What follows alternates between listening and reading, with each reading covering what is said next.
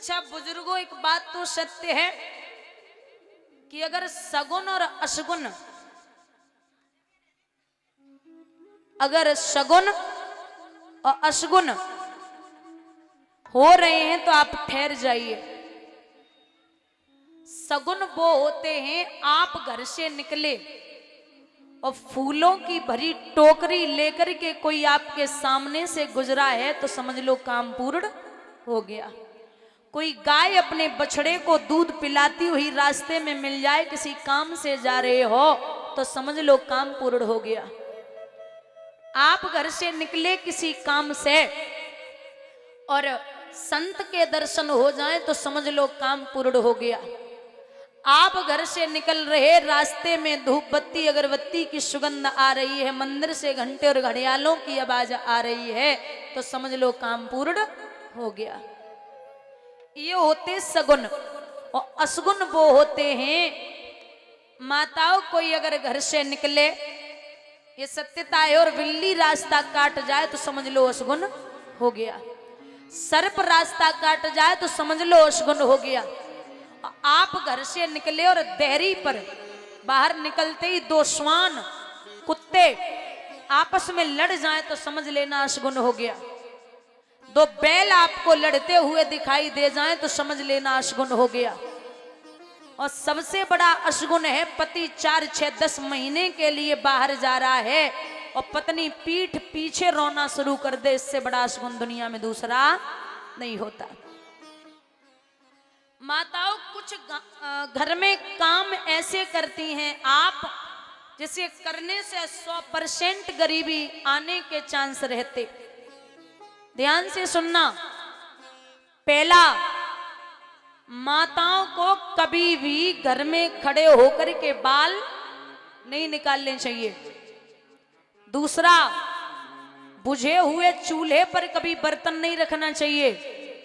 तीसरा, सूर्यास्त होने के बाद घर में झाड़ू नहीं लगानी चाहिए। चौथा, अभी कुछ माताएं हैं, गर्मी पड़ेगी तो शाम को आटा अगर ज्यादा लग गया तो शाम को आटा लगा के बोले बच गया है तो फ्रिज में रख देंगी, उसकी सुबह रोटियां बना के खा लेती हैं। ऐसा मैं नहीं, विद्वान कहते हैं बुजुर्गों, शाम का रखा हुआ आटा सुबह तक पिंड का रूप धारण कर लेता। उसकी रोटियां बना के ना ही पति को ना ही बच्चों को खिलानी है। बोलिए गोविंद भगवान की। जब से ये फ्रिज आया है, आप बताइए, पहले जब ये गेहूं कटते थे तो गागर में पानी भर के जाता था, ऐसा है नहीं है? अब तो मतलब ही खत्म हो गया। आज भी अगर आप मिट्टी की हांडी में दाल बनाएंगे, दाल, तो वो दाल आप 3 दिन तक खा सकते हो, कुछ नहीं हो सकता। और अगर कुकर में दाल बनाओगे, कुकर में, तो कुकर वाली दाल सुबह वाली शाम को बेस्वाद लगती है। कुकर सीधी कहता तू मेरी सीटी बजा, मैं तेरी सीटी बजाऊंगा। एक बात और, माताओं को कभी अंधेरे में भोजन नहीं करना चाहिए। आपके घर पर रात्रि के 10 बजे मेहमान आए, निवेदन है आपसे, आप बर्तन धोने के बाद ही सोएं। घर में जूठे बर्तन नहीं छोड़ने हैं। अच्छा, दीपावली पे जूठे बर्तन छोड़ती हो? हाथ उठाना। नहीं?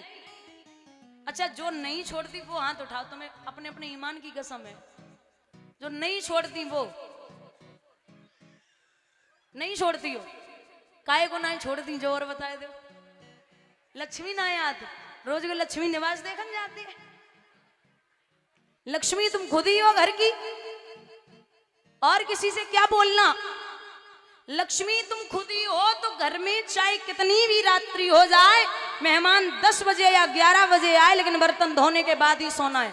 और कछु कछु तो ऐसी है, वे भागवत चल रही 7 दिनों से, जितनी धोती पहनेंगी सब इकट्ठी पटिया पे बोले अब नमय दिना धोएली। हाँ, कोई तनो इकट्ठो करे, कोई तनो खर्च करे, कोई तनो टाइम वेस्ट करे, सो नमय दिना सब धोबे जी। धन्य हो तुम। अच्छा, एक बात और, माता एक बात बताओ, घर की जो पहली रोटी बनाती हो वो किसकी होती है? गाय की। और सबसे बाद वाली है कुत्ते की। गाय को देती हो पक्का? खा पे पड़ोसी कसम। हाँ मैं अपनी क्यों खिलाऊं भाई, हम तो बहुत जान से प्यारे अपने मम्मी पापा को। अच्छा खिलाती हो गाय को, सबसे बाद वाली कुत्ते को डाल देती हो। जो इतनी चालाक हैं, जैसे ज्यादा आटा लग जाए बुजुर्गों तो 4 रोटी को एक हट्टो करके आटा 1 रोटी बनाए लेती हैं, और जैसे कुत्ता ना आए तो बाकी बदले में खुद खाए लेती हैं। और पूछो कि तुमने रोटी खाई ली? तुम्हारी कसम खाते 1 ही खाई है। अब तुमने 4 की पहले ही 1 खाई ली, और तुम जब बताओ हिस्सा किनको खाओ तुमने, हैं? तो आदत कैसी बनेगी? हम तो नहीं कह रहे भैया, तुम तो बहुत अच्छी हो। जैसा तुम खाओगी जिसका हिस्सा असर भी वैसा ही होगा। बोलिए गोविंद भगवान की। तो जाको हिस्सा ना भाई डालने।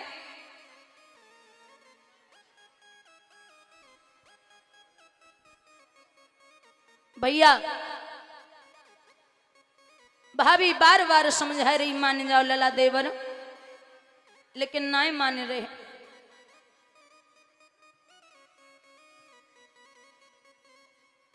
आइए भाभी जी प्रणाम करती हूँ।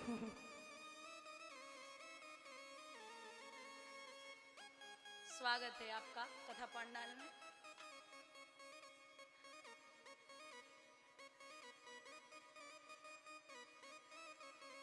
भैया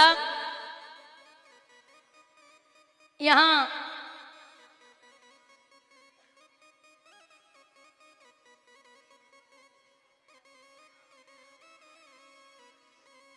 बहुत समझायो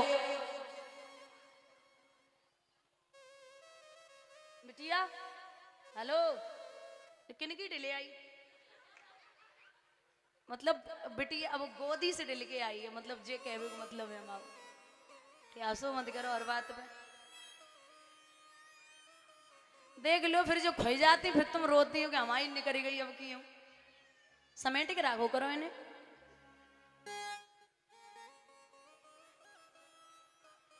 क्या हुआ?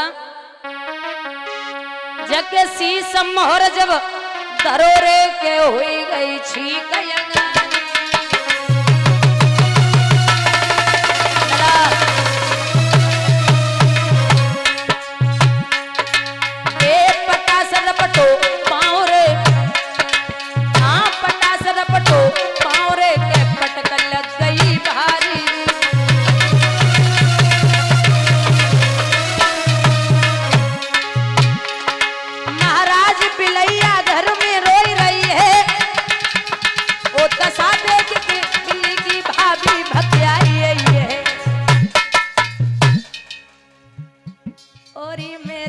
को ब्याह भागिन काहे को रोई रही है।